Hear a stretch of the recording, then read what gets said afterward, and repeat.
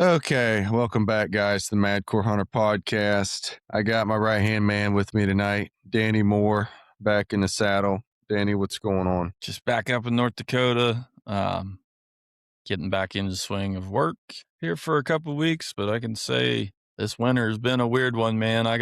Been having 50-degree weather for like the last week. It looks like it's spring around here because all the snow that's in North Dakota is melting and we're getting runoff and roads are flooding. And this is stuff that shouldn't be happening yet. So it's been a little strange with that, but can't complain about the weather. Had a pretty good one.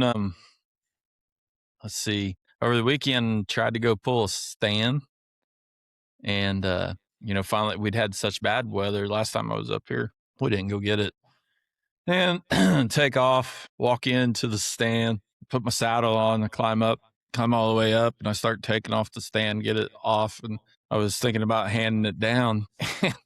I realized the lock was on it. I completely forgot about the fact that I locked it because it was on public ground. They're supposed, telling on myself, they're supposed to be out already, but I will say one thing about North Dakota, it can be rather hard to get your stand out if the weather's too bad. So that's all right. Well, Most people don't even take the dang thing. So I feel like I do a good job because I actually pull mine and my cameras and stuff. We also Zach found it, I think somebody got mad at somebody's camera being in a certain spot because we found the front cover of a camera that had been completely destroyed. Luckily, it wasn't mine. So that was interesting. Either that or a moose got pissed off at the camera and took after it. I don't know. I doubt it. So I took I did take it. I didn't have any limbs. I will say that I was able to slide my stand all the way down to the base of the tree and take all my steps down and everything and get all that out. So now I just got to run back in there with a key. So, well, that won't be bad. No, we just weren't that prepared. I did, walk a few routes in and out of there looking for sheds a little bit. A lot of moose sign in that area. I'd love to find a paddle. And that's one shed I've never found. It'd be cool. Yeah. I haven't pulled all my cameras. It's been so cold here. We had to cancel 2 weekends. Like we had a rabbit hunt and a bird hunt, and we got so much snow that the guy that comes and rabbit hunts, he's like, they're not going to be running. And then the hunting preserve that we go to, they're like, all of our stuff's getting stuck. We're sick. So finally this weekend we were able to get out, but camera wise, I feel bad. I've turned them off and like ended the subscriptions, but I haven't been able to get all of them yet. And I have one, like Spy Point had something weird going on. Like their system was down, this and that. And I canceled my subscription, but like it went ahead and like gave me another month or something. So I've had a camera out and it's actually pretty good spots, and I've got some half racks, and I had a pretty good buck that was still at both horns. So it's starting, I'd say if you went right now, you could get lucky, but there's also, some bucks that have both horns still on. Yeah, I know. I haven't seen any whitetail with horns as of recently up here. I'm sure there's still some floating around, but even starting to see a few mule deer drop, and that's kind of early. Usually that don't happen until March on the mule deer, but I saw a weird one. I had the guy that works here the 2 weeks that I'm not here for our same position. He was telling me that he'd seen a couple of mule deers with only one horn, and he was talking about seeing bachelor groups of bucks and was asking me about that. And anyway, driving around as much as I do, I saw a group of 5 bucks the other day on some private, and I stopped and glassed them. And 4 of these deer are really nice deer. Like I probably would have shot any of them. I mean, I haven't killed a ton of big mule deer or anything like that. And there was one that was stud, had some age, yet way more mass, twice as much mass as the other bucks. But he started, like a buck came up and touched horns with him, and I thought, he just pushed him out of the way for feeding area. They start fighting. And then there's 2 other nice bucks 10 yards away from him because those 2 were pushing each other. I think they started, and it had 2, like they were all over 3-year-old deer, and there was 2 fights going on, and they didn't last very long, but it was just like, what in the world? It's February. Like why? And there was no does, no nothing like that. It's just another little buck out there with them. It was just odd. I thought maybe they would knock their horns off, but no. You would think. In Kentucky, late season, I was telling you I was having that. And I mean, this was, kind of too late. And like, they just There weren't any does around. They weren't huge bucks, but they were just fighting. I mean, for a long time. Just I don't know if they get bored, Yeah. or what. We ought to have a biologist on to describe what's going on there. Yeah, I hadn't seen that too much this late. I mean, I've seen them do that where they hit horns and then one of them push them out of the way just because they were, like, feeding in the area, but it ain't like there was a bunch of snow on. There wasn't any snow where they were actually standing, so it was strange to me. Seemed like they had some residual testosterone they were trying to get out. Yeah. Yeah. Well, I want to tell the listeners I apologize a little bit. I haven't done as well as getting guests on, and of course we're doing the Bible study and that's been productive, but I've just been busy, man. Like you have a full-time job. I've got a son, wife, all the obligations there, I'm pretty active, and I haven't really announced it, but I mean, I am full on training for an Ironman. Like I signed up for Ironman Texas. They're not cheap. Like I'm fully committed. Like I was on the bike for 2 hours and 45 minutes today. I have like a trainer because I mean, we got snow on here. Actually, it warmed up to like 40 today, but it sucks to be out on the road. Just roads are nasty and it's still cold if you have straight up wind hitting you. But just been very busy, and like I get one rest day a week, and I went upland hunting. We trampled around the Yeah. snow, so I really haven't been getting the rest I need. So we're gonna. I got a couple guests I want to get on here. Me and Danny got some stuff we want to talk about tonight, but um that's how I like to stay. Obviously you can do too much, but I believe God gave you, the time here on earth. You need to use it wisely and stay productive and help people and better yourself. Is is it a full Ironman that you're training for? Yeah, this one's a full. So like Because last year, you did a half, right? Last year? yeah, it's that half, or they call Ironman 70.3. This is twice that. So it's like 140 some miles. And it's in Texas. It's just above Houston, and it's in April. And I did that because it sucked training all summer. Like it was nice for the conveniency to just go out your door and take a run or bike because it's warm out. But man, like, and this, like all the house projects and this and that's like, man, it's such a commitment, this training. Like I think they say like 100-mile race is probably like the race itself's a little bit harder than an Ironman, but the training for an Ironman is what's really challenging. And it's three different things. And I'm fighting, trying to get to a pool. Like, the weather is one thing. The YMCA is shutting down on me. Schools use them. This is swim season for schools. Like there's certain nights I can't go. So you really have to work your schedule around this. And thank God for Shelby, and all that she does, and, all the help I get from her, and, uh, all the above, there's it's expensive, the nutrition and so on and so forth. But anyways, it's April 18th in Texas, and, just Lord willing, I'll be able to do it, and send some prayers. It's it's gonna be tough, man. Where at in Texas? It's called the Woodlands. It's north of Houston. Yeah, I have family that live right in that area, like Come in on, the woodlands. come on down, man. You can get in the cheer Yeah. section. When is it? April 18th, and I set it up also. I think that's the opening weekend of Kentucky, but like I'll just miss one weekend of turkey hunting because usually I get these races around. I don't want to do them in the fall because a lot of your full Ironmans are in the fall, and I want to be focused on elk hunting, whitetail. Like there's a bunch in November, dude. Like I love these things, but you only get one November a year in a sense, Yeah. So I plan these kind of around hunting season. So I'll have to give up the opening weekend in Kentucky, but Kentucky stays open for a it's a little bit longer. I think it's a week longer than Indiana, and it comes in a little earlier, so we'll be okay. Yeah. Um, I lost train of thought there, but, yeah, that's interesting that it's right in that neighborhood because I have been where that's gonna be at, so that's kinda cool to know the area a little bit of where you're going. Yeah, it's the lake right there, and I don't know, got my bike tuned up, and gonna get some race wheels and such. I'm looking forward to it. What is that?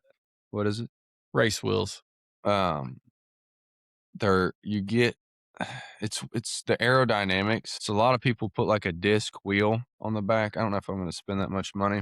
You get like carbon wheels that are like a lot lighter and you go faster. And then you want them like to be deeper to like have more carbon. That way the wind doesn't get like caught up in your bike. It's all about aerodynamics in a sense. Like my bike's all carbon. It's not like I mean, dude, a new triathlon bike's like $10,000 to $12,000. Like I got mine used and got some upgrades to it. Like did not spend that much at all. Doing it the budget way. You can get some used race wheels because I got a little bit of older model for a pretty good price, but that helps your aerodynamics and help you go. You can go faster, especially with your pedaling and such. Yeah, so I'm guessing you're gonna have to drive down there. I'm gonna drive. I don't feel like flying, trying to ship my bike, and then the carbon frame, like if they just throw it in the cockpit or something and crack it. So, yep, I already set up the hotel. Um, got the family going down with me, and you have to show up. So the race is on Saturday, but you have to check your bike in no later than Thursday. So it's a couple day trip, and it's got to go through, debriefing and this and that and safety meetings. That's gonna be probably about the same as driving out west, isn't it? Nah, it's like a little over 15 hours. Okay, that's not as bad. Nah, I say it's right on the line to where like it would make sense to fly. I wish it was more like 10. I originally wanted to do Lake Placid, New York, and it's closer and it's a historic site, but it was in July. I'm like, man, do I really want to be training all summer? And I'd already started, like I was already in pretty good shape. I mean, I took a break during kind of whitetail season, but I needed to anyways. I was battling an injury, kind of my inner ankle, and I couldn't run that much on the last Ironman. So, um, got back into it and I'm feeling good. So that's exciting, but it takes a lot of time. Yeah, I could only imagine how much, training time that is actually taken to do a full, especially Yeah, man. knowing how much you were doing last year. Well, like last week, I had 12 hours worth of training last week. It's Yeah. average of 2 hours a day. That's your average because I train 6 days a week Yeah, and such. So it's a lot. yeah, that's a big commitment because I'm just trying to get going on, dropping some weight myself and um, just tough figuring out everything. Been really looking in the calories and trying to get in a calorie deficit and stuff. And I've had some Yeah. interesting stuff happen. So I've got off pop and I'm off, sugar per se. I mean, I still use honey and some stuff, but Yeah. nothing real bad. But most people ain't gonna believe this. And I had it happen about a week and a half ago, and I have no idea why.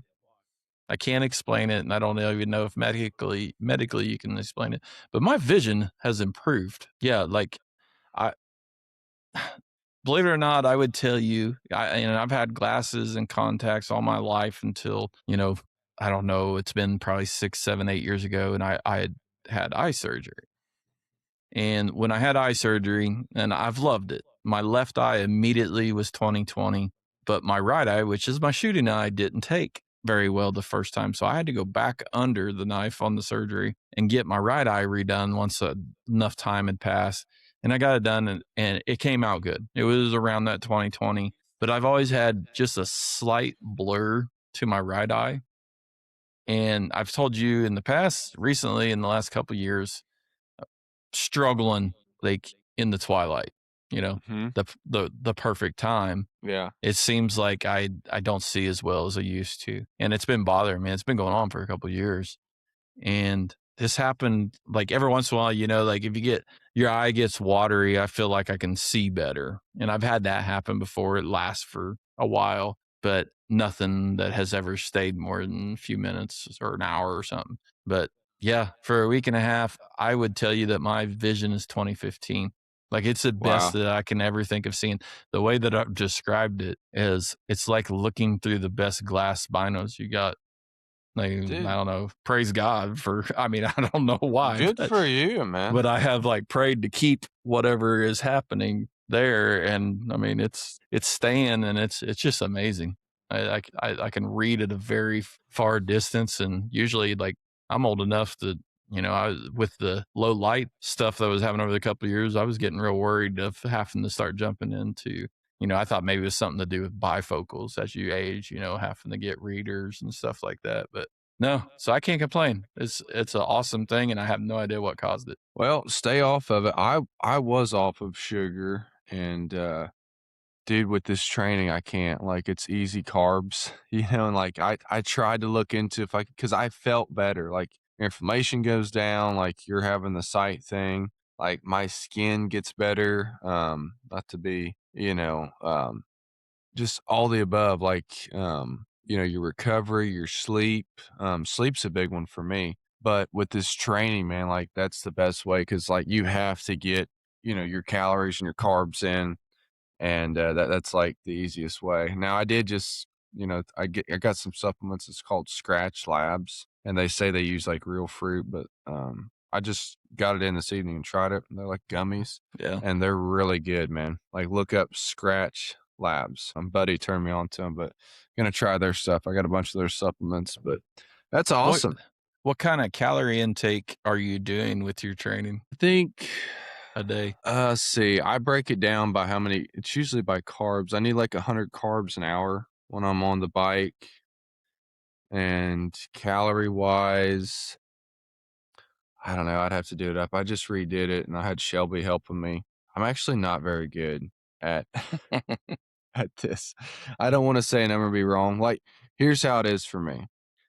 I can eat however much I want, and I'm really not going to gain any weight. I've always had to make myself eat, like, back when I wanted to, like, get muscle and such, so, like, now I just try to keep it clean, and if I'm hungry, I definitely need to eat. Yeah. But I actually, because 'cause I'm so bad at this, I've talked to, like, 2 dietitians that I thought about, like, I guess, hiring, but they only like want to meet with you like once and then like make a game plan and this and that. And I'm like, I can between Shelby and like I can do that myself. I'm not going to pay somebody X amount of dollars to meet with me for an hour. So, Yeah, um, I'm just kinda learning about it. It's something I've never really done is track calories. I s I still don't know how much I will do, but I know Zach does a lot of it, so, just trying to learn from him a little bit and pay a little more attention and try to get it down to, I mean, I need to exercise, I know that, but our job is pretty dang sedentary because I'm driving around all day long, so it's hard to get it in for sure. I mean, I'm gonna have to commit, get it up early and, doing stuff before it gets daylight and everything like that, so I don't get it's good a workouts in the morning. I just don't. Like, I've done it too. I did it for years with baseball. Like, we would really have to do 6 AM workouts. Like, I've tried it, like, in the after baseball, like, I've got up at 4, but, like, I have to get up so early for work, and you just don't get good workouts And They did a test, and actually, the best time and, like, honestly, back in high school, this is what I would do, is, like, 11 o'clock. Like, summer break, like, I was, training hard, summer ball and this and that, get up, eat a breakfast, work out around 10:30, 11, then have a big lunch is like the ideal. But we yeah. can't do that because we work unless somebody Yeah. works like third shift or whatever. So I do afternoons if I can. I'd rather just get up. It's easier for me to like drink coffee and drive early in the morning and get to work earlier or something if you can, if you have a little bit of a flexible, which I know you kind of you run around a lot, but Yeah, I do mine's better in mine's different afternoons. because, like, I don't know. I can say that I've just never been a workout person. I just never have. When I played sports, it was a joke what they did, for workout. There wasn't anything. We ran in basketball. That was about it. But the workouts is like they let a bunch of teenagers go in the weight room that didn't know what they were doing, and they all left and took a break while we were in the weight room. Nobody telling us how to do things or what to do. You should So get a trainer is what you should do because it's but it my problem, I don't need to. I know that's the part I need to stop is saying, but making excuses, but the 2 weeks living in North Dakota and 2 weeks living in Wyoming makes things very difficult because I think of the waste of money that I would have for the 2 weeks I'm not on there unless somebody would work on me and, charge me nah, half of what their monthly thing is. It's either Do it that or eat it. do it online. My trainer doesn't meet with me in person. They just Oh, set I up my got you. they set up my workouts and hold me accountable, and it's not that expensive. Like, I don't have it. I'm not a millionaire or anything, like, but I needed that because I tend to overtrain, and then Really? you don't wanna undertrain, but, like, I started out training for the Ironman last year, and, like, I was trying to, like, do PRs, like, 5-mile runs, this I was, like, dying, man. I'm like, "I'm overtraining," so I got a hold of somebody and, like, it definitely helps for this. Now, just trying to get in shape, but I still recommend it because it holds you accountable. Like, even, if they text you, like, "Why did you only work out for 20 minutes when I had 35 minutes on there today?" Like, it's not like they're gonna be an a-hole to you or anything, but it does help, so Yeah.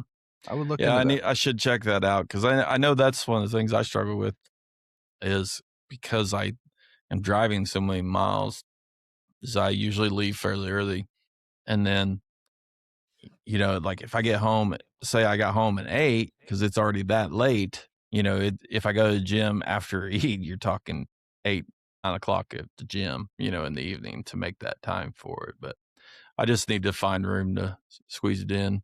That's why I think I just, like, I know the weight thing or the working out thing is going to take a lot of effort for me to get going on that. But the one goal that I want to try to do, and I've done it before, is get up and walk, get up early before I leave and go put some miles on, at least to do that, just to get some miles on. They say it's the healthiest thing you do. I think I think starting in the kitchen is the most important thing, which it sounds like you have, and if you get, like they say, like, the healthiest thing to do is go walk in the sunlight.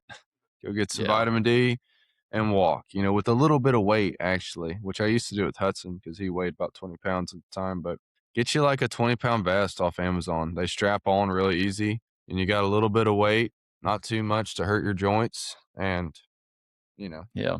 just an idea. No, it's definitely looking at it and trying to get going. The food is the other thing that I have done that is helping me a ton is I've stopped going in the gas stations. Job I work, like I was not good at packing lunch at all, and I drive all the time, and not hard to step into the gas station. But not only am I eating a lot better right at the moment, is saving a ton of money too.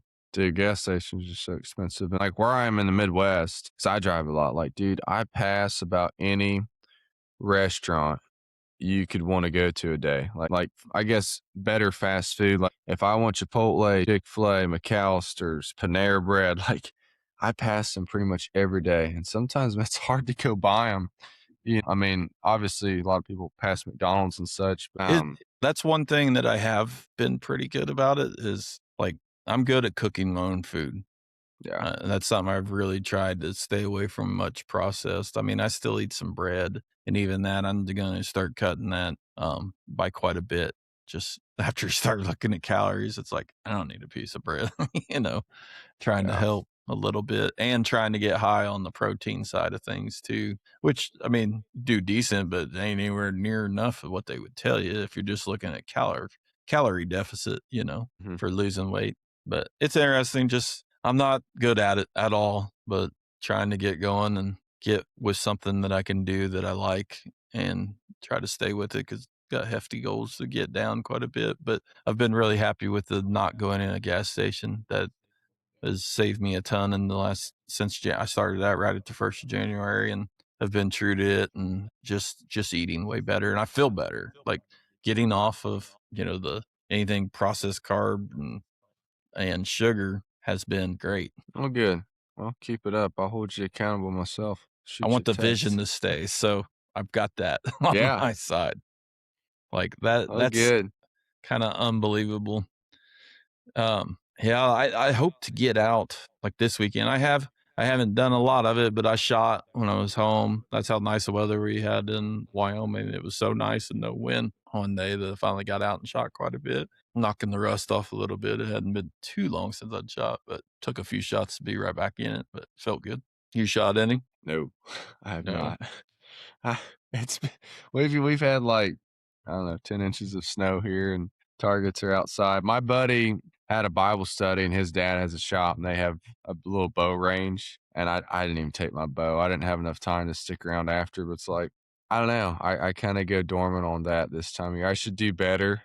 Um, But I don't know. I've been training. I don't have time to go out and shoot. I It's just don't. it's it's It gets tough. dark. It gets dark so Yeah, early too, man. it's tough because I don't shoot a ton at all during the winter, so that was a nice surprise to get a day where it felt great to get out and shoot.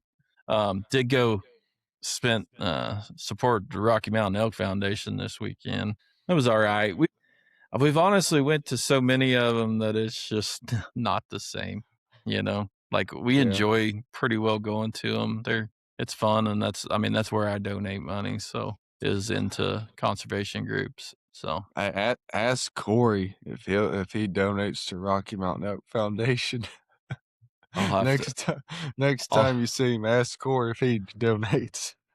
yeah, I'll have to do that because the one that because I get in on some of these, crazy once in a lifetime draws for different animals, and North Dakota has an elk tag, and I mean, this is a $30,000 tag. They don't say that, but if you were to sell this tag in this state, I guarantee you can get that because of the elk. I mean, there's just giant bulls here, and you can get access to them on public ground. It's just there's no tags available.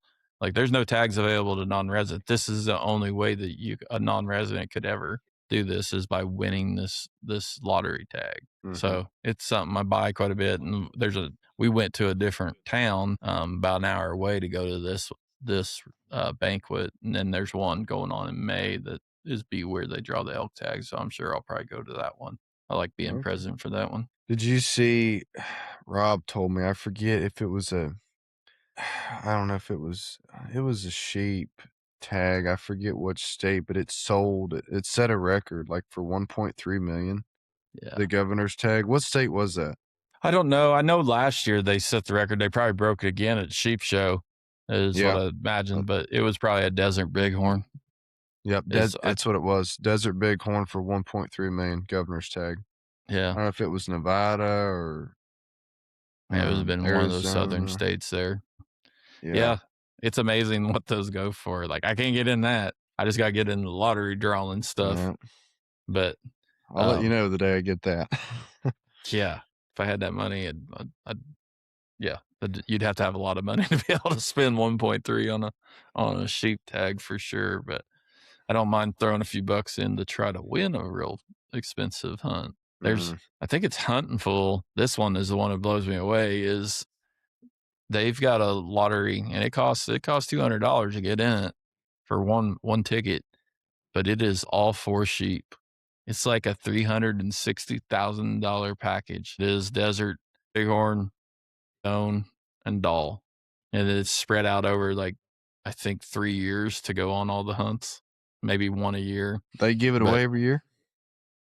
they're given this way: one person wins all four sheep. It's like a $360,000 package if you win. Gosh, dude. Yeah, could you imagine drawing that? When do they do the drawing? It's coming up. I think I read that it's February 27th. It's $200 to get in, and Did you buy a tag? not yet, but I plan on it. I'll be in it just for the shot. It's like if somebody played Powerball every once in a while, you know. Yeah, I don't think I've ever really gambled, but man, that would be something good to gamble on. Yeah, you're probably not gonna win, but it's just you Never know. can't win if you ain't in it for sure. That's right. The other thing that I found funny was they had a little Hoyt bow at that banquet. I told Zach, I was like, yeah, I'll bid on that thing.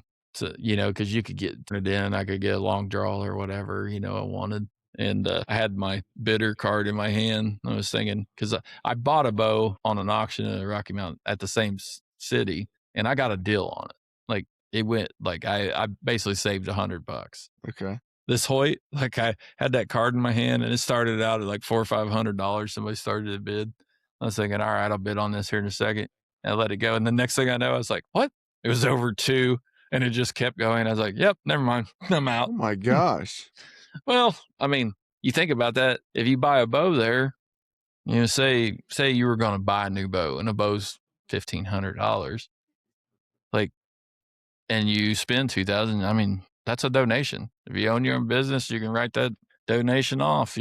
So Mhm. You get a bow. there, Yeah, it's not a bad yeah, idea. there's some thoughts in it, but I was like, that's probably the only way I'm going to buy a Hoyt. So was buying something at the auction. So We got to get Obendorf on to talk about all the new tuning systems. I have not kept up. In fact, I don't know. The compound and all they're taking it to the extremes. I don't know. I'm not saying I'm for it or against it, but I have not kept up with it like I should. Like I you saw haven't, a site the other day, like you could put your phone in it and there's an app you download and that's like your site and it's like a rangefinder too. So some interesting. interesting. Yeah, there's I haven't interesting seen stuff. that one at all. Yeah.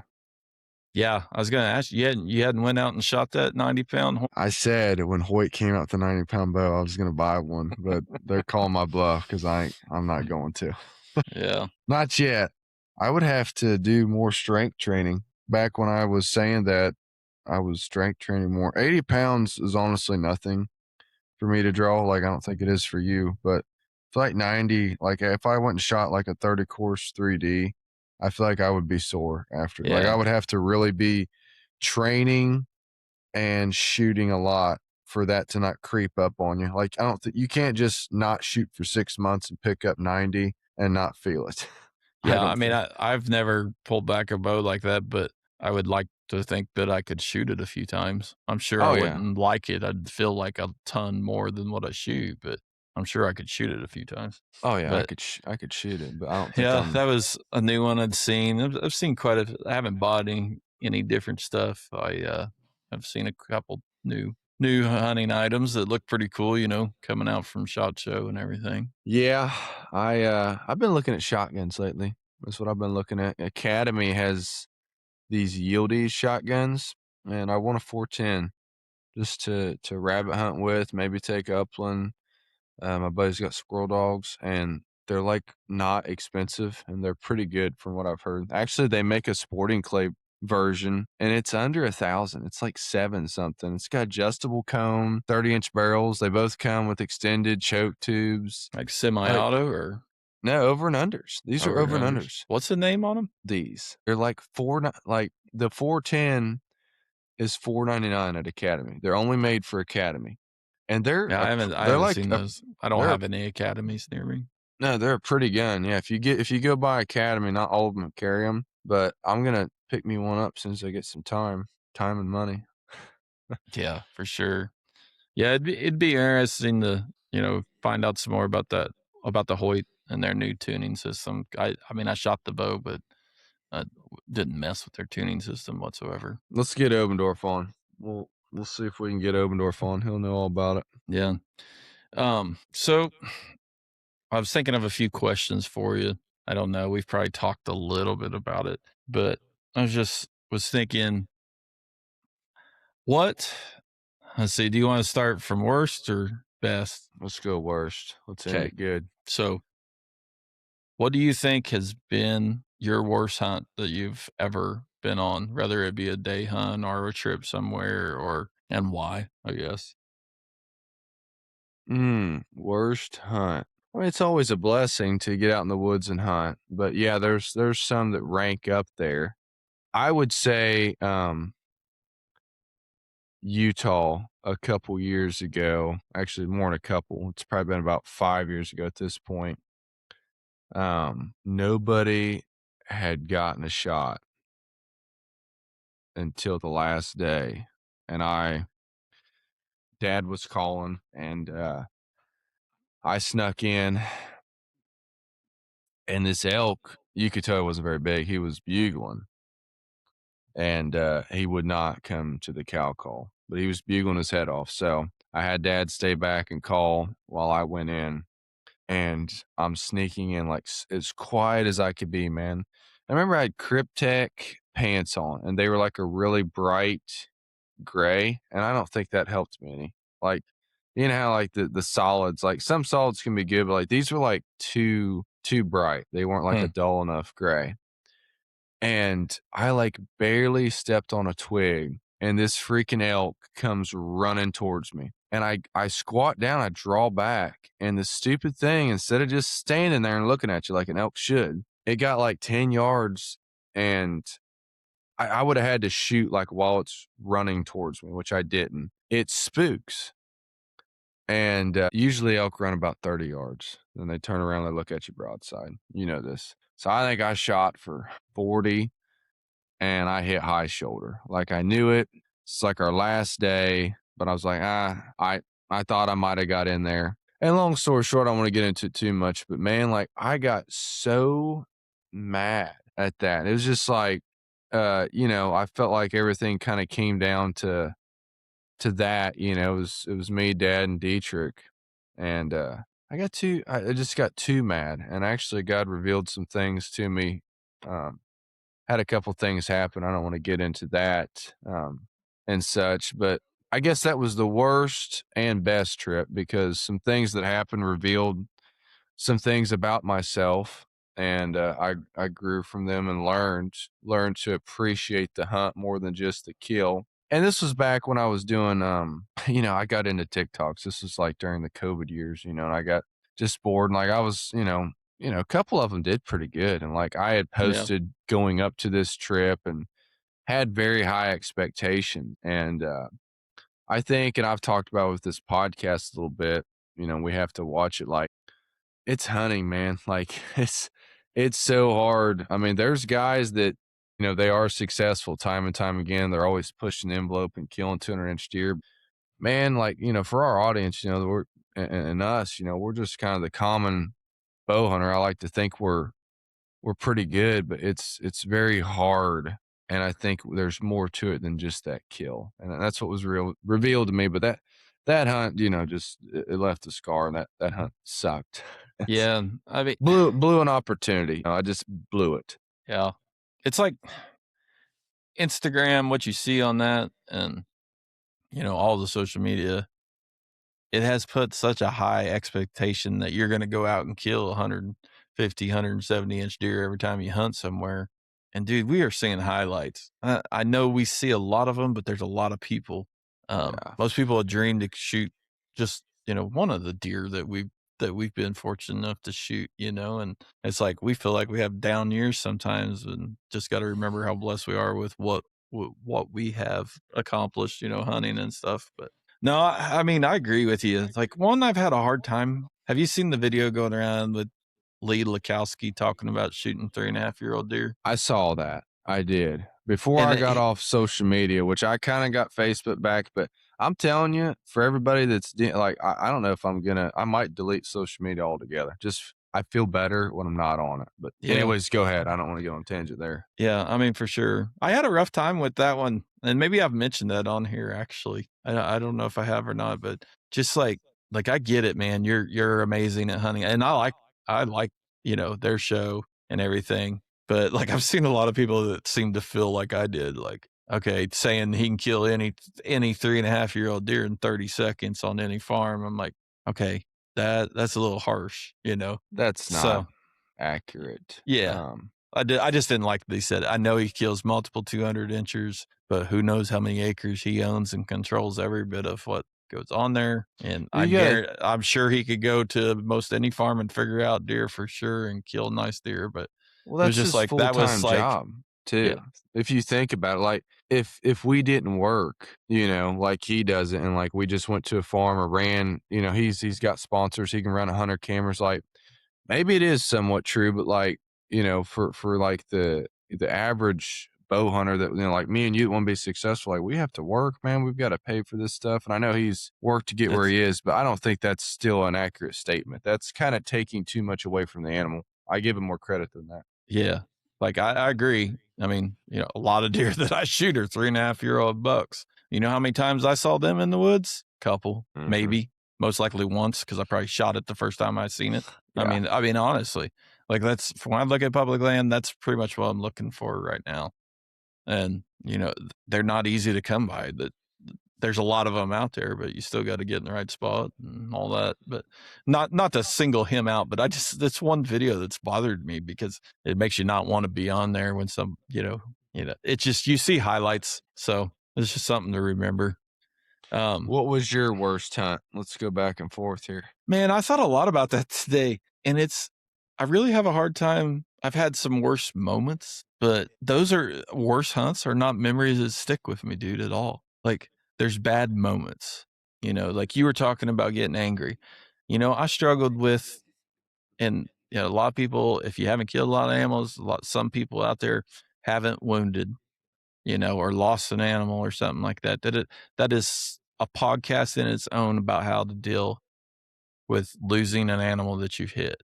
And I struggled with that for some years. And I mean, I've seen people want to quit, hunting the moment that that happens. And I am so glad that I got past it. I don't have, a ton of them, but if you hunt a bunch, it's gonna, it can happen, bow, gun, whatever you're using. I've had it happen both ways. And I feel like I train, shooting and with both weapons a lot. And sometimes it just, something happens, it don't work out. But I don't know. I mean, I think of one, if you wanted to get into elk, in which I remember a lot of good things about this elk hunt, but it was one of the first times I went to this. Well, it was the first time I ever went to Western Wyoming. I lived in the state at the point, but your dad, my Uncle Bill, and my dad came out, and they had meals. They just had 3 meals, and me and Zach went over there, and I was going for about a week, well, 5 or 6 days. Zach could only be there 3 days, and we followed him in. So it was, walking behind the mules, going up mountain stuff. We packed in and camped for a few days, and just there wasn't a lot of elk in the area, but hunted for 3 or 4 days. And this is the first time we've been in this area whatsoever. Didn't know anything about it, and I think Zach left after about 4 days, and we had moved, 20 mile probably by truck. And we were going to go in from camp and ride in. Well, still don't have an animal to ride, follow these guys in, go way up on top. And we decided to bail off on the backside of this mountain. And we go down and we get in, it starts snowing.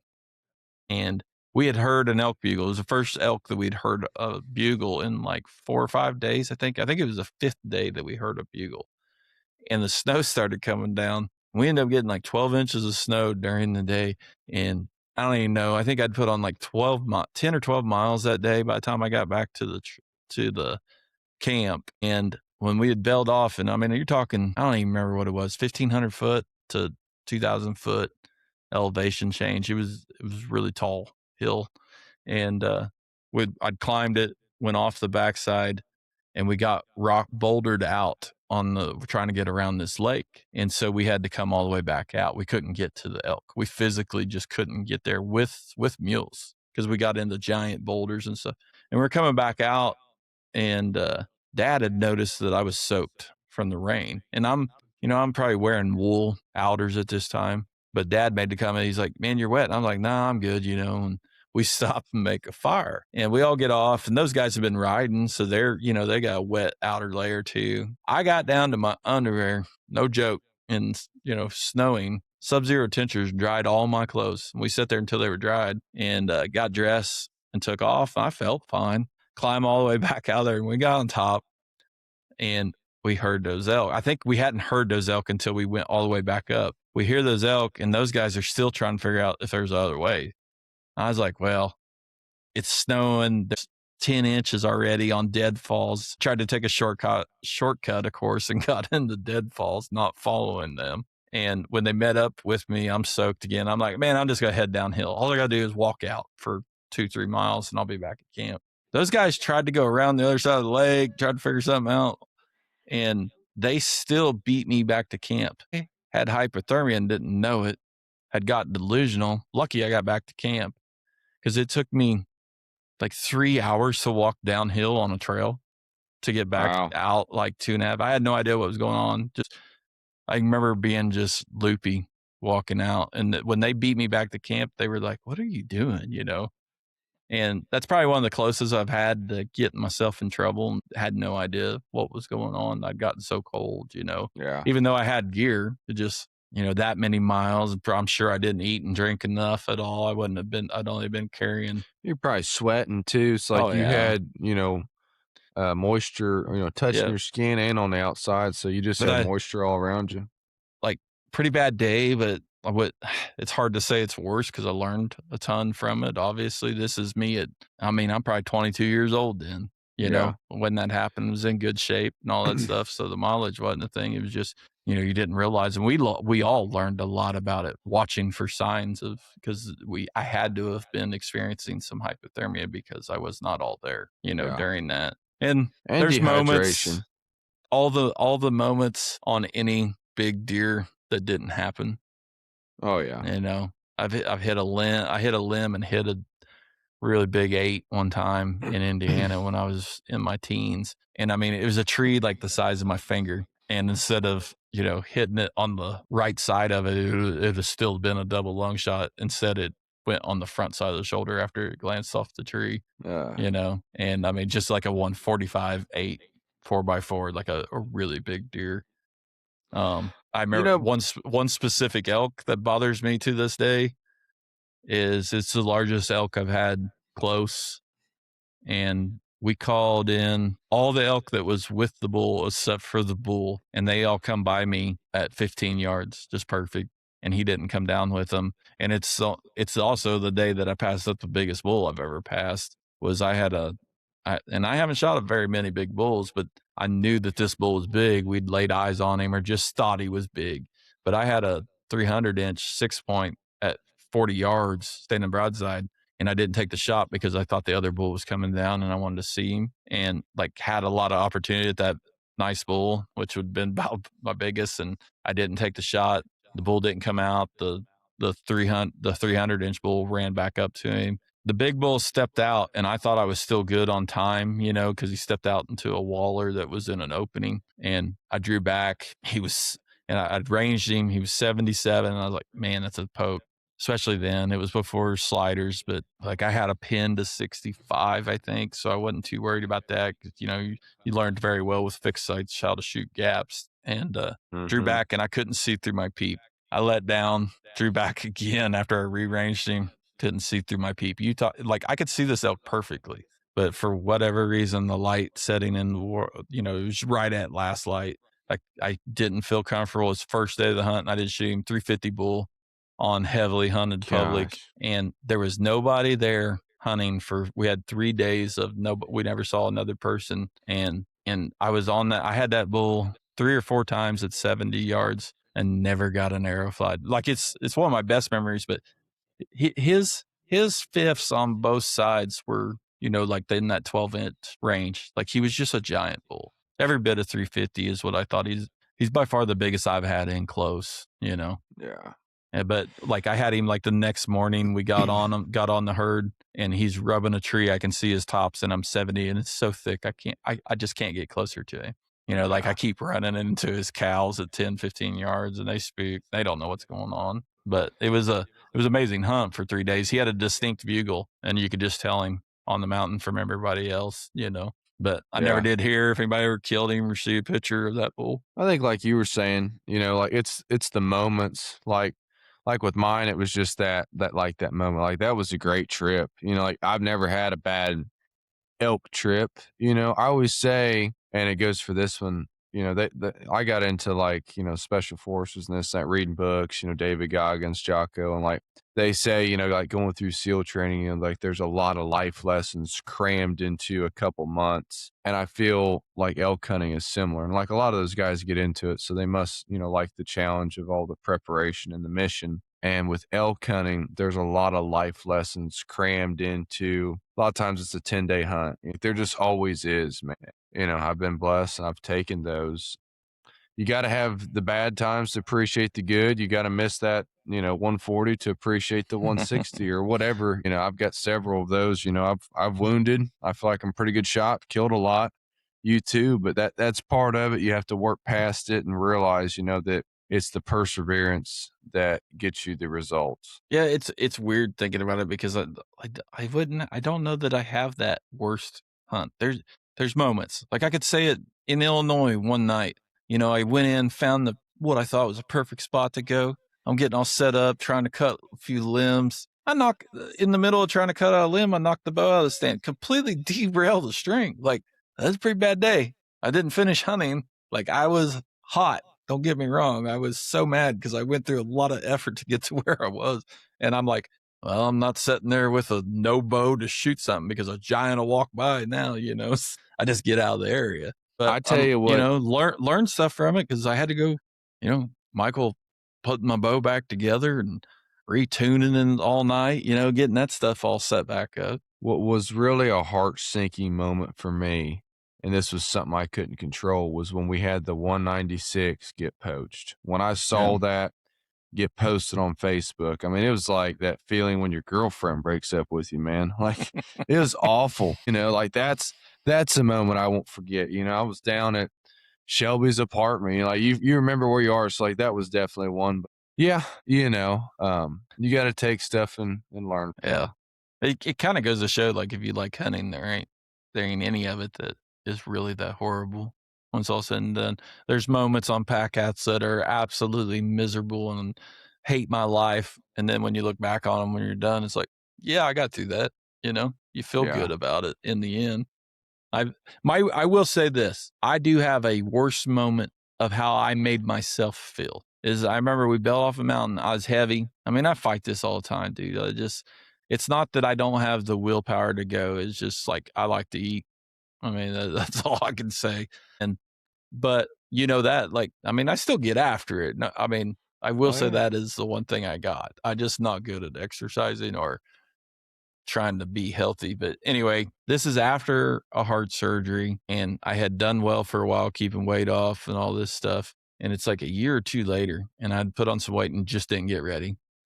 And we'd bailed off to after some elk, and I think we'd already, I think maybe Zach had already killed a bull, and there'd been a few elk killed in camp, and I was remember it was Zach, me, and Uncle Bill. And we went down off the mountain, no big deal. Called a nice 300-inch bull in and had this bull at like 10 yards, never could get a shot. And saw a really big mule deer, tried to get on it, had a close call with a big mule deer. Good day of hunting. But when it come to get out of there, I was going to walk the 3 miles downhill back to a vehicle I'd left, because I'd drop off on top and then walk out down low in this area. And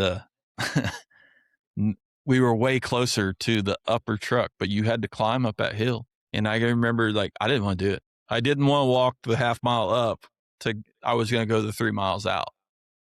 And both Bill and Zach wanted to go that way. So we went that way. And like, I was dying climbing, like I could go for miles on the flat, but I was dying climbing. And like, I got mad enough hollering at Zach, like, which is not abnormal. We get at each other's throats, and especially when we get in thick brush and stuff. But I remember that. And, we just, those guys went on. I told them to go on, I'll catch up, kind of thing. I don't even remember what it was over, but I remember being so disappointed in myself that I let me being out of shape cause me to holler at my cousin, kind of Yeah. crap. It's small, but that's something that sticks with me so, Hmm. so bad. It's in my craw, like it's just something that's there. That's a worse moment for me, probably. Really. Yeah. It's just personally, not really the hunt itself. The hunt was great. Me being out of shape caused me to be angry at other people. Yeah. Man, there was one time, and you know where we were because you guys got caught up in the same crap on a mountain that we hunt. Me and Dad came down. It was so bad. We were literally not able to touch the ground. We were walking on Yeah. foliage, and I rolled my ankle. This is halfway down. So like we get down, and I think we might have walked out on a little bit of private. I don't know. We just anything to get out. And we get back to the freaking trailer, and you guys were camped about 3 miles uphill on the road. And I remember that one thing that was helping me is this was shower night. Like Denny had his big camper. We go to get everything ready. Dad starts the truck, go to get in, and it was a Dodge, and the lock and unlock was on the key. He must have hit lock when he like turned it over. The freaking truck's locked. It's like, dude, like the last thing we we had to walk after getting out of this. Like I'd rolled my ankle, this and that. Like we had already probably walked 5 miles, and it was a rough 5 miles. Like you know how it is. Like now we didn't have an elk or anything, but still, it was a late night. Like everybody thought we killed. Yeah. And I specifically remember that because I was like, oh, those boys are packing elk. no, and as soon as I saw the campsite, and you guys usually stay up, I think Tony had cut the generator. I'm like, oh golly, he's gonna start that puppy back up. We made it, and I remember I was probably a little bit mad at Dad. I definitely have gotten mad at him when I shouldn't have on elk trips. He's got a lot more wisdom than me. I've learned a lot, but you can you got to be careful. Emotions get high on an elk hunting trip sometimes. Yeah, the physicality when because this is definitely something is so many people struggle with, and we've done. I'd say our group has done pretty well with it, but so many people like I saw somebody putting it out on like a group on Facebook the other day looking for a hunting partner. And I will say that is something that I hear so many people struggle with is finding a person that they can handle hunting with, whether it may be that they're the problem or, you don't know that portion of it. But I hear that a lot because you gotta have people of the same temperament, you know, Yeah. and not necessarily physical ability, just the same mindset on what you want to do. Because you hear some horror stories, and I mean, I think about it all the time because if I was to go Alaska, there's only a handful of people that I would do that with. It'd have to be Yeah. a certain style of person that I went there that I could fully trust. If something happened to me, they'd get me out, that kind Hmm. of thing, Yeah. and know that I would do the same for them, kind of thing. Yeah. But maybe we stay on this a little bit because it is funny. Like I had not thought of the story that I just told as being the worst, but I would say that sticks with me. It's something I remember that made me feel really bad about how I was. And I changed a lot from that. Just like I said, I changed about how I react to a bad hit or trying to, find that animal also, or just regrouping after you had something like that happen. Yeah. Because It I mean, can. there's a list a mile long. Man, I borrowed a trailer from a dude when I first moved to Wyoming because I had borrowed horses and a borrowed trailer to go elk hunting. And the trailer's like the crappiest trailer you could possibly get. And I blow all 4 tires in a town. So guess what Danny does is ends up putting 4 new tires on somebody you don't even know that well trailer. I mean, it ain't like they paid me back for it. I was borrowing their shitty trailers. So Yeah. things like that have happened a lot. I've been in the bottom of a hill. We had that a lot. It starts to rain and you're sitting in the bottom of a really crappy road and you don't know that you can get out, or you have to stay there till it dries to get your camper out or horse trailer out. I've had that happen. Tents caving in from snowfall. One story that me, Jordan, and Zach got, and I don't think we told this, is in September. It's one of the only times where we all elk hunt there in southern Wyoming that I got snow in like Labor Day weekend. Hardly ever get snow down there at that time of year, but we got like 12 inches overnight. And me and Jordan was in a tent, Zach's in his own tent. And I wake up tonight in the middle of the night to Jordan having like a panic attack. And like it woke me up, startled me, and then I'm like, what is going on? We had crappy Walmart tents, The tent had completely caved in on us. Jordan found out that he was claustrophobic, didn't really know it. The tent was completely surrounding him with snow on it. So he's having a panic attack. I didn't wig out, but I'm like trying to get this hen off of him, trying to help him. And we're like you would think we were fighting off a grizzly bear. And then like when dust all settles, Zach's over snoring in his tent. He never even woke up from the catastrophe we had, But it's just so funny, some of the things that you remember looking back. Cause that was a hard one, when it happened, but it ends up being a really funny story later on. Yeah. I think of just missed opportunities too. Like I talked about that, I had one this year and just the missed opportunity, especially with elk, whether that be wounding or not setting up correctly. Like I know one, me and dad, it was like first night in Colorado and he called in, dude, it was a huge herd bull. Like I saw it walking away. And the sucker, like dad put me out in front, but we had kind of a crosswind and he came in and caught like our crosswind. Like if I just would have set up like to the right of dad, like up in front and to the right, would have came right to me, And then I was thinking like it was only like my second or third hunt. So like I saw that bull kind of walking out, like I had foliage and like I I should have kinda went towards him and, like, called, you know what I mean? Like, got a little bit aggressive, I had nothing to lose, but I just remember seeing, like, his body and just a huge bull, and I know he remembers that one too, man. It's just like, golly, like, there was a lotta elk on that mountain, and, we had some opportunities, and I think the day I killed, we called in, like, 11 bulls altogether. Now some of them were spikes, but Yeah. it was just that that frenzy type day, but there was a lot of elk there. It is amazing when you like, I don't know it a lot when I have a new hunter with me. Like, I gotta really step back and realize how much stuff that I've learned over the years that you don't even realize is a thing, like, that you have to worry about telling somebody. You know, a Mhm. simple one I tell them all the time is, like, "Don't set up behind the tree. Set up in front of the tree. Let the tree be your backdrop because you're gonna get way more shots than you will if you set up behind it." That's a big one. I do that with whitetail even. Like, you wanna hide behind, but if I'm hunting off ground, I'm in front of the tree on a Yeah, whitetail and using it so as my does backdrop. I mean, yeah. that's exactly what I did, and that whitetail I shot off the ground in North Dakota this year had no idea it was there. Had far enough distance.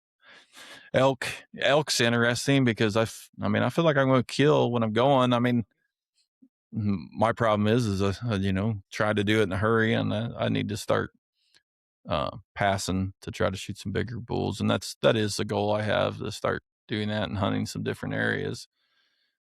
But you learn all the time. It's fun taking people. I was thinking of Obendorf, you know, his first elk hunt out here, and I was trying to tell him as much as I could, to have him prepared and about standing in front and all this stuff.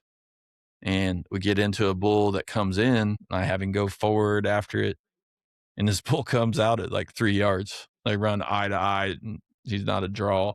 Bull takes off. And I mean, it's one of the biggest bulls I've had in a long time. I mean, it's a 300-inch bull. First opportunity at a bull is a 300-inch bull at under 5 yards. And Gosh. I mean, there was no time. The elk, when it cleared the bush and he could see it, the elk could see him, and the elk whirled out of there. But I Mhm. remember talking to him afterwards. I was like, I'm giving him a hard time. He is beside himself because, you know, I set up wrong or he set up wrong, all this stuff running through your head about why we didn't get it killed.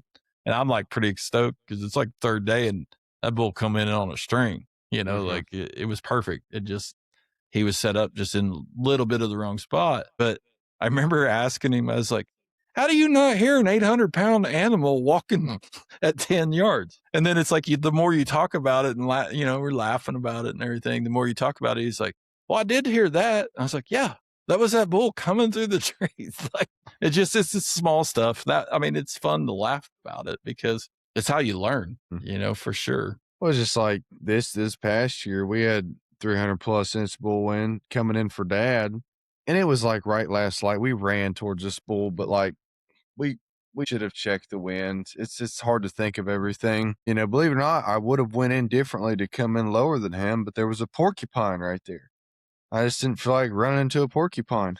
It's like the one opening in this woods, there's a freaking porcupine there. So it's just, you know, different things, you know, and sometimes you'll make the same mistake, you know, twice. Just there's so many you can make. But that one really sucked because that was right before he was getting ready to get sick. And that would have been, you know, his biggest bull. I mean, this thing was huge. I mean, it was I don't know. I'm not as good at judging them as you, but he was 300 plus. I can promise you that because I've killed one like just, you know, I wouldn't say just shy, but you know, a decent mature bull, and this made him look very small.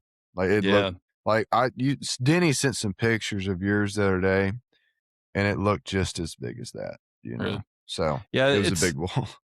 it's funny, just all the what ifs. We talk about elk a lot because I'm sure there's a list a mile long with deer. I know mine is, but elk, there's just a lot more effort. It's just out west hunting, I guess. It's different to say that. I've had a lot of what ifs on mule deer. I haven't killed very many mule deer, but the biggest ones never worked out. Like that's an animal I would like to hunt a little bit more, and I would like to shoot a big mule deer because I haven't done it, even though I've lived out here. It's just all my time's usually dedicated to elk, you know. So it's a it's you got to learn from all those mistakes for sure. And the more that you do, you know, figure out every time that wind's wrong, you figure out why. And if you talk through it, I know that's something we do all the time.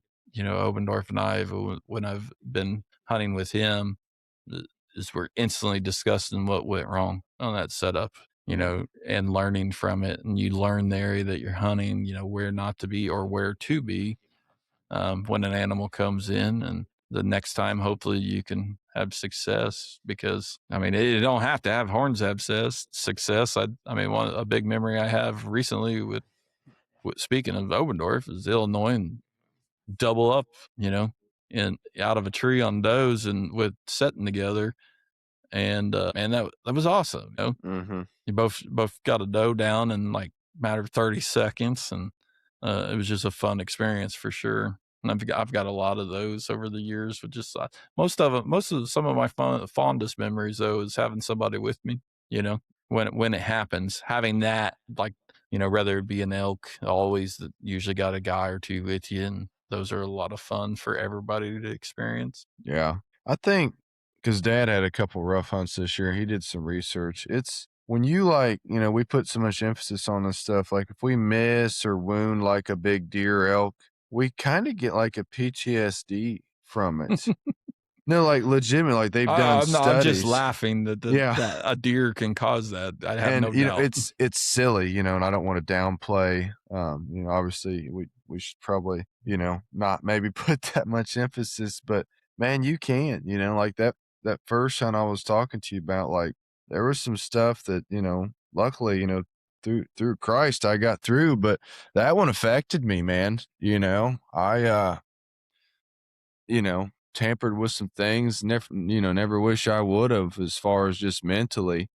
And, luckily, with faith, man, it's the only thing that's, Oh not only yeah, just that, but, my faith is something to lean back on. We get to be out with creation and, there's more important things, and I've, yeah, it's not like you said, it's not worth, yelling at your hunting partner or losing a friendship over, not at all, this and that, so I not like at all. that. That was a Because good question. That took the yeah, podcast I pretty was well. hoping to get to some others, but obviously we'll wait for that. But because I was thinking about it. I had wrote that down earlier today, and I'm driving for hours, got time to myself, and it's like I don't know. It's just I don't have like that. Because even the hunts, like I went to Kansas 2 different years, never killed a deer, and hit a deer one year, and hit high shouldered, no penetration, did not kill this deer, and that was horrible because I still think that it was possibly the biggest deer that I've ever shot at. And but one thing I do on trips, you know, I like having small game or a doe tag of the species, cow tag, whatever the species is, because like I can go and not shoot a big buck, but say I shot a doe to put in the freezer, like, that hunt, no matter what happened, just because I shot a doe or like both those hunts, they stick out as really fond memories. It was really slow. We had big deer in the area, but hardly seen more than 4 or 5 deer a day, and didn't ever kill a big buck, but I shot a doe and a turkey with a bow each year. Yeah. Just fun stuff like that. I always had to try to have something that will either provide that meat for the freezer or a good memory for a hunt. Yeah, because it is hard to go somewhere and not come home with something, you know whether that's that memory or meat or whatever. It's terrible. We did it twice in Utah, and then I went back to back years, so we've redeemed ourselves, but, you know, um, I wouldn't it's not embarrassing, but, like, it sucks to come back empty-handed. Like, golly, you have so much time, money invested to not even bring back for one, you wanna bring back meat for your family, like, that always makes the wife happier, but, like, when you come back empty-handed, it really does suck, especially on, like, an elk trip. Like, whitetail, like you said, I mean, usually, at least here, I can go out and kill a doe. We can have meat for the freezer. If I don't kill a monster buck, it is what it is, but, out west, a lot of times, man, like, it's on public land, it's tough to get a shot at a cow sometimes, Yeah, dad this year, I mean, I feel like we're no slouch hunting, and he had no shot. Like, there was no shot opportunity. Like, the only thing you could say is if he would have set up differently on a spike, but that's hindsight. Like you set up the best you can. Like that's really hindsight. That there was a good setup. Just it stopped right in front of a tree. It's just bad luck. yep. And that's a spike. And like, yeah, we had the one wind us, but like it was at like 60, 70 yards at last light. But it's getting harder too. More people want to go, educating them, so on and so forth. But Yeah, it definitely just a lot. I don't, we're an hour and 16 in. I mean, we could probably talk all night, but we covered some good stuff. I think some people can definitely relate to this. If you can't, you need to hunt a little more. You know, there'll be some stuff come all up, but all those bad ones, make when it happens very special and a very, memory you'll never forget. absolutely. Well, that's all I got. You got anything else? Announcements? No, not yet. Okay. Well, appreciate you guys listening.